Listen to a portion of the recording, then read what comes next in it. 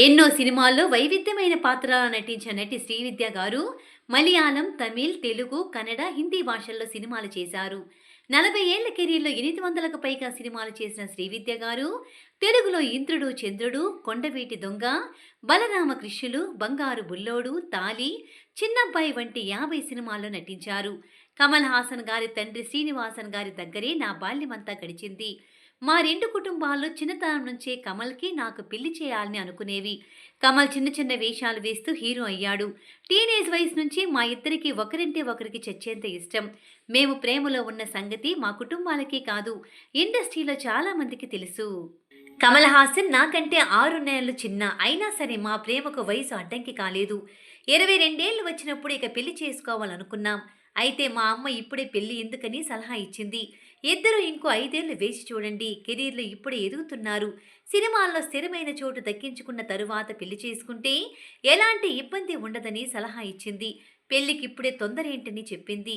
నాకు కూడా ఆ సలహా కరెక్టే అని అనిపించింది. నేను ఈ విషయాన్ని కమల్‌కి చెప్పాను. అయితే కమల్ మాత్రం మా అమ్మ మాటలను సరిగ్గా అర్థం చేసుకోలేదు.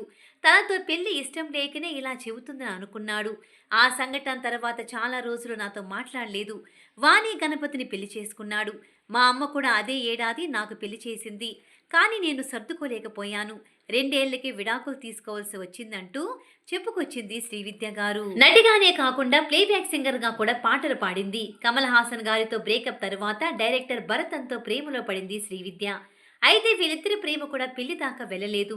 భరతన్ నటి లలితను పెళ్లి చేసుకున్నాడు. దీంతో చివరికి అసిస్టెంట్ డైరెక్టర్ జార్జ్ థామస్‌ని పెళ్లి చేసుకుంది శ్రీవిద్య.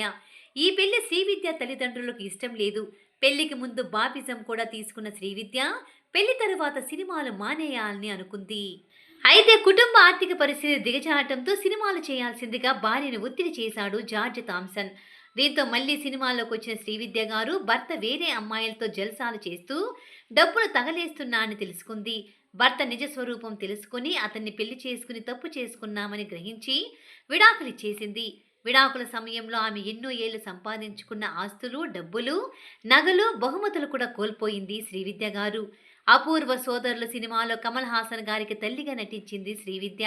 2006 అక్టోబర్ 19న క్యాన్సర్తో కన్నుమూసింది శ్రీవిద్య గారు.